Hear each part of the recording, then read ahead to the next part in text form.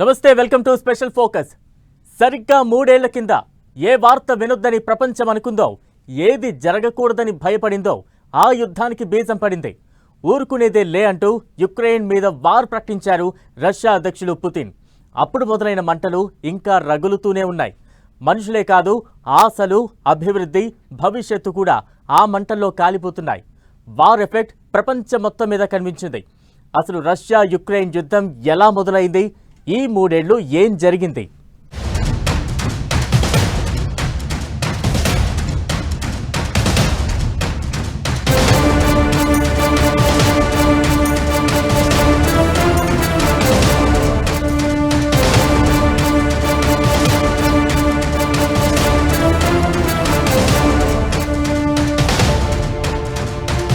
Russia Ukraine రక్తపాతానికి 3 ఏళ్లు.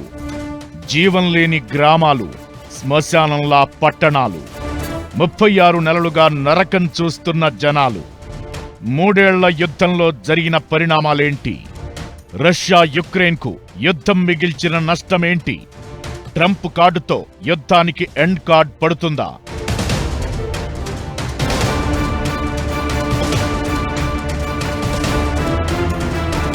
ఈ యుద్ధంలో ఎవరు గెలిచినా ఓడినట్లే.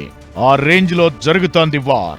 యుక్రెయిన్ పై రష్యా యుద్ధం ప్రకటించగానే 3 రోజుల్లో ముగిసిపోయే యుద్ధం అనుకున్నారంతా. కట్ చేస్తే 3 ఏళ్లు గడిచింది. మొదటి రోజు యుద్ధం ఎలా ఉందో 1000 రోజులు దాటాక కూడా అదే స్థాయిలో కొనసాగుతోంది. యుద్ధం మధ్యలో వేలాది ప్రాణాలు నలిగిపోయాయి, పోతున్నాయి కూడా. శివారు గ్రామాలు, పట్టణాలన్నీ శ్మశానాల్లా మారిపోయాయి. అక్కడ వినిపించే శబ్దం ఒక్కటే, మరణం. చావు కళ పలకరిస్తోంది చాలా పట్టణాలను. 3 ఏళ్ల యుద్ధంలో సైనికులు పిట్టల్లా రాలిపోయారు. రష్యాకు ఏమాత్రం తీసిపోకుండా ప్రతిఘటించడంలో యుక్రెయిన్ సక్సెస్ అయింది. ఆ దేశ అధ్యక్షుడు మార్షల్లా ప్రకటించడంతో యువత నుంచి నడి వయసు వరకు ప్రతి ఒక్కరూ యుద్ధంలోకి దిగి పోరాటం చేస్తున్నారు. నాటోలో చేరాలని యుక్రెయిన్ ప్రయత్నాలు మొదలు పెట్టడంతో కోపంతో ఊగిపోయిన రష్యా ఆ దేశం మీద యుద్ధం ప్రకటించింది. 3 ఏళ్లుగా వార్ కంటిన్యూ అవుతూనే ఉంది.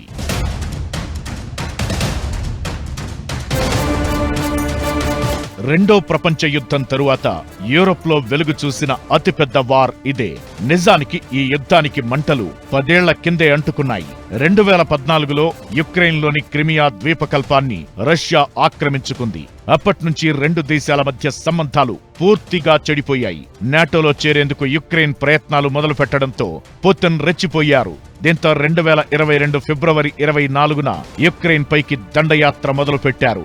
వందల కొద్దీ చిన్నపాటి క్షిపణులు ప్రయోగిస్తూ వేలాది సైనికులను కథన రంగంలోకి దింపింది. స్టార్టింగ్ లో రాజధాని క్యూ వరకు దూసుకొచ్చి భీకర దాడులు చేసిన రష్యా యుక్రెయిన్ నుంచి తీవ్రమైన ప్రతిఘటన ఎదురుకావడంతో వేగాన్ని తగ్గించింది. యుద్ధం మొదలైన తొలినాళ్లలో కాస్త కంగారు పడ్డ యుక్రెయిన్ తరువాత అమెరికా, యూరప్ దేశాల ఆర్థిక ఆయుధ సాయంతో చెలరేగిపోయింది. ఓ స్టేజిలో పుతిన్కే చెమటలు పట్టించింది యుక్రెయిన్. దీంతో పవర్ఫుల్ వెపన్స్ ను రష్యా బయటకు తీయాల్సిన పరిస్థితి వచ్చింది.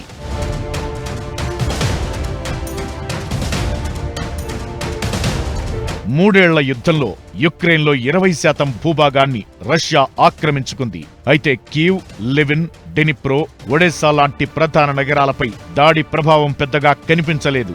యుక్రెయిన్కు అమెరికాతో పాటు యూరోప్ దేశాలు మద్దతుగా ఉంటే రష్యా మాత్రం ఏకాకిగా మిగిలిపోయింది.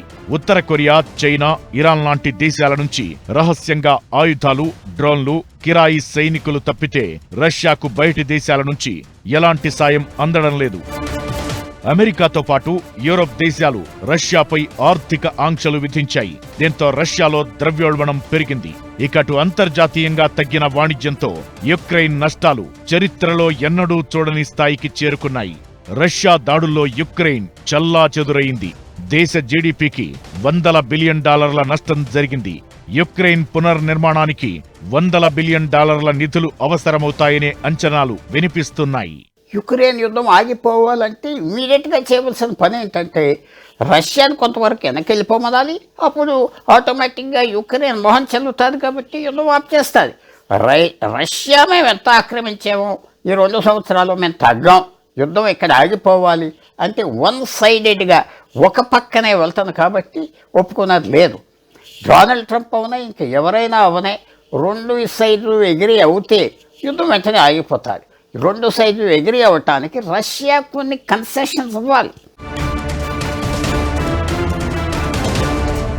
యుద్ధంలో 1,00,000కు పైగా యుక్రెయిన్ సైనికులు చనిపోగా దాదాపు 4 లక్షల మంది గాయాల పాలయ్యారు. ఇక లక్షలాది మంది అమాయకులు ఈ యుద్ధానికి బలయ్యారు.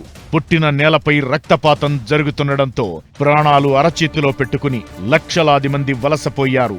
పోలండ్, రొమేనియాతో పాటు మరికొన్ని దేశాలకు 60 లక్షల మంది శరణార్థులుగా వలస వెళ్లారు. రష్యాను ఢీ అనేట్లు యుక్రెయిన్ కూడా అధునాతన యుద్ధ వ్యూహాలను అమలు చేసింది. దీంతో రష్యా వైపు నష్టం భారీగానే ఉంది. యుద్ధంలో 7 లక్షల మంది రష్యా సైనికులు చనిపోయినట్లు లెక్కలు చెబుతున్నాయి. ఇక ఏకంగా 10,000కు పైగా రష్యన్ యుద్ధ ట్యాంకులను యుక్రెయిన్ ధ్వంసం చేసింది. యుక్రెయిన్ కు యూరోప్ దేశాల నుంచి 14 లక్షల కోట్లకు పైగా ఆర్థిక సాయం అందగా యూరోపియన్ యూనియన్ దేశాలు 2 లక్షల కోట్లకు పైగా రుణాలిచ్చాయి.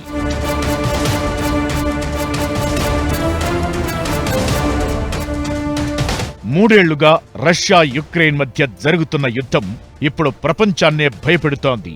ఈ యుద్ధం ప్రపంచ ఆర్థిక వ్యవస్థను చిన్నాభిన్నం చేసింది. ఇలానే కొనసాగితే ఏంటి పరిస్థితిని కంగారు పడుతున్న వేళ అమెరికాలో అధ్యక్ష మార్పు కొత్త ఆశలు చిగురించేలా చేసింది.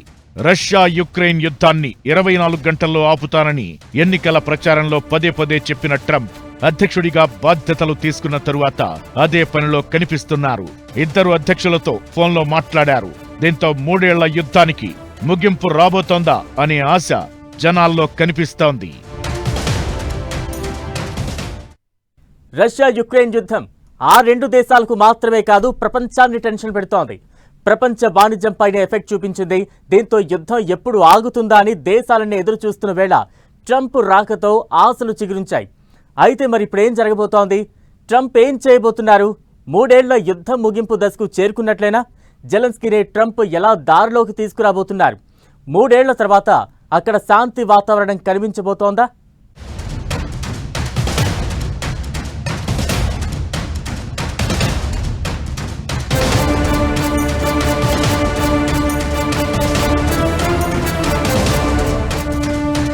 మూడేళ్ల యుద్ధం ముగింపు దశకు చేరిందా? యుద్ధాన్ని ట్రంప్ ఆపేయడం ఖాయమా? జెలెన్స్కీ మాటలకు అర్థం అదేనా? ఎప్పటికిప్పుడు యుద్ధం ఆగితే జరిగేదేంటి? 3 ఏళ్ల కింద ఒక లెక్క, ఇప్పుడొక లెక్క. 3 ఏళ్లలో యుద్ధ తంత్రం, సైనిక సాంకేతిక పరిజ్ఞానం పూర్తిగా మారిపోయాయి. రెండో ప్రపంచ యుద్ధం తరువాత ఫర్ ది ఫస్ట్ టైం 2 దేశాలు ప్రత్యక్షంగా పరోక్షంగా యుద్ధానికి దిగింది రష్యా యుక్రెయిన్లోనే. యుద్ధంలో 2 వైపులా భారీగా ప్రాణ నష్టం జరిగింది. అయితే ఇప్పుడు ట్రంప్ చొరవతో యుద్ధం ముగిసే అవకాశాలు ఎక్కువగా కనిపిస్తున్నాయి. రష్యాను యుక్రెయిన్ ఇప్పటి వరకు ఎదురించి కంట్రోల్ చేయగలిగింది అంటే అది అమెరికా వల్లే. అలాంటిదిప్పుడు ట్రంప్ రష్యా వైపు జరిగినట్లు కనిపిస్తున్నారు. దీంతో ఇప్పుడేం కండిషన్స్ పెట్టినా యుక్రెయిన్, జెలెన్స్కీ అంగీకరించి తీరాల్సిన పరిస్థితులను ట్రంప్ క్రియేట్ చేస్తున్నారు. దీంతో త్వరలో యుద్ధానికి ముగింపు లభించడం, యుక్రెయిన్ ఊపిరి పీల్చుకోవడం ఖాయమనే అభిప్రాయాలు వినిపిస్తున్నాయి. అధ్యక్షుడిగా బాధ్యతలు తీసుకున్న తరువాత పుతిన్కు కాల్ చేసిన ట్రంప్ గంటన్నర సేపు మాట్లాడారు. అణ్వస్త్ర బూచి చూపించి భయపెడుతున్న పుతిన్కు యుద్ధాన్ని ఆపడమే ఉత్తమమని ట్రంప్ మంతనాలు జరిపారు. నిజానికి యుద్ధం మొదలైన 3 ఏళ్ల తరువాత కీలక మలుపు అంటే ఇదే. అయితే ఇదే తుది మలుపు అని ట్రంప్ పట్టుదలతో యుద్ధాన్ని ఆపబోతున్నారనే అభిప్రాయాలు వినిపిస్తున్నాయి. అయితే 36 నెలల తరువాతైనా యుక్రెయిన్ ఊపిరి పీల్చుకుంటుందో లేదో అని యుద్ధ ప్రభావిత పరిణామాలతో ఇబ్బందులు పడుతున్న ఎన్నో దేశాలు ఆసక్తిగా ఎదురుచూస్తున్నాయి. ఇకటు ఇప్పటిదాకా ఆక్రమించిన ప్రాంతం రష్యాకే చెందుతుందని ఇప్పటి వాస్తవాధీన రేఖనే అంగీకరిస్తూ జెలెన్స్కీని ఒప్పించాలని ట్రంప్ భావిస్తున్నట్టు తెలుస్తోంది. ఈ డీల్కు ఒప్పుకోకపోతే మిత్ర దేశాల నుంచి ఎలాంటి సాయం అందకుండా అడ్డుకుంటానని ట్రంప్ హెచ్చరించి జెలెన్స్కీని దారికి తెచ్చే అవకాశాలున్నాయి. ఆయన తీసుకున్న స్టెప్స్, ఆయన రష్యాను సపోర్ట్ చేయటం, యుక్రెయిన్ వెంటకి వెళ్ళిపోమంటాం, జెలెన్స్కీ యుక్రెయిన్ ప్రెసిడెంట్ అని అవమానంగా మాట్లాడటం, ఇది అంతా అనుకోని పరిణామాలు వస్తున్నాయి. వెంటనే యుక్రెయిన్ ప్రెసిడెంట్ జెలెన్స్కీ నేను వినే పని లేనట్టుగానే ఆయన బిహేవ్ చేస్తున్నాడు. అన్నిటికంటే ముఖ్యం, డొనాల్డ్ ట్రంప్ చాలా స్ట్రాంగ్ యుఎస్ ప్రెసిడెంట్ అయినా అన్నీ మంచిగా తెలిసి వ్యక్తి అయినా ఉన్న ప్రాబ్లం ఏంటంటే యూరోప్ దేశాలతో డిప్లొమసీ రాయబారాలు చేయకుండా యూరోప్కి సంబంధం ఉన్న విషయాల్లో దిగితే కొంచెం ప్రమాదం ఉన్నది. యుద్ధాన్ని కంటిన్యూ చేయడమా ముగింపు పలకడమా అనేది అమెరికా చేతుల్లోనే ఉందన్నది ప్రతి ఒక్కరూ అంగీకరించాల్సిన విషయం. సౌదీ అరేబియా వేదికగా జరిగే ట్రంప్ పుతిన్ భేటీలో రష్యా యుక్రెయిన్ యుద్ధ విరమణకు పరిష్కారం లభించే అవకాశముంటుంది. అమెరికా నాటో దేశాలు అందిస్తున్న ఆయుధ సహాయం నిలిపేస్తే యుక్రెయిన్ నిస్సహాయంగా మారక తప్పదు. అధునాతన ఆయుధాలతో దూసుకొస్తున్న రష్యా సేనలను అడ్డుకోవాలంటే యుక్రెయిన్కు విదేశీ ఆయుధ సాయం తప్పనిసరి. దీంతో తప్పనిసరి పరిస్థితుల్లో జెలెన్స్కీ అమెరికా పెట్టే షరతులకు ఒప్పుకోక తప్పదని, యుద్ధం ఓ రకంగా ముగింపు దిశలో సాగుతోందనే అభిప్రాయాలు వినిపిస్తున్నాయి. రష్యా యుక్రెయిన్ యుద్ధాన్ని ఆపడం వెనుక అమెరికా స్వార్థం ఉందా లేదా అన్న సంగతి పక్కన పెడితే యుద్ధం ఎప్పుడు ఆగుతుందా అని ప్రపంచ దేశాలన్నీ ఎదురుచూస్తున్నాయి. యుక్రెయిన్ను ఓడించి అంతటితో ఆగదని, యూరోప్ మీద రష్యా కన్నేసే అవకాశముంటుందని ఇన్ని రోజులు నాటో భావిస్తూ వచ్చింది. యుక్రెయిన్కు మద్దతుగా నిలిచింది కూడా అందుకే. అయితే తమకలాంటి ఉద్దేశం లేదని పుతిన్ క్లియర్గా చెప్పాడు. ఇకటు యూరోప్కు రష్యా ప్రమాదంగా మారుతుందన్న జెలెన్స్కీ వాదనను అమెరికాలో రిపబ్లికన్లు ఒప్పుకోలేదు. దీంతో యుక్రెయిన్కు అందించే ఆర్థిక సాయంలో కోత విధించేలా అమెరికా ప్రభుత్వంపై ఒత్తిడి తెచ్చారు. ఇకటు ట్రంప్ కూడా రష్యా వైపే కనిపిస్తున్నారు. నాటోలో యుక్రెయిన్ చేరడం ప్రాక్టికల్ గా వర్కౌట్ కాదంటూ ఒకసారి, రష్యాలో యుక్రెయిన్ కలవచ్చు కలవకపోవచ్చంటూ ఇంకోసారి ఇలా జెలెన్స్కీకి షాకిస్తున్నారు. వార్ స్టార్ట్ అయినప్పటి నుంచి యుక్రెయిన్ 20% భూభాగాన్ని నష్టపోయింది. ఎప్పటికీ అది రష్యా నుంచి తిరిగి పొందలేమని జెలెన్స్కీకి తెలుసు. దీంతో యుద్ధంలో కొనసాగాలా వద్దా అని ఆలోచనలో పడేలా చేస్తోంది. నిజానికి అమెరికా అలా ఆలోచించేలా చేస్తోంది.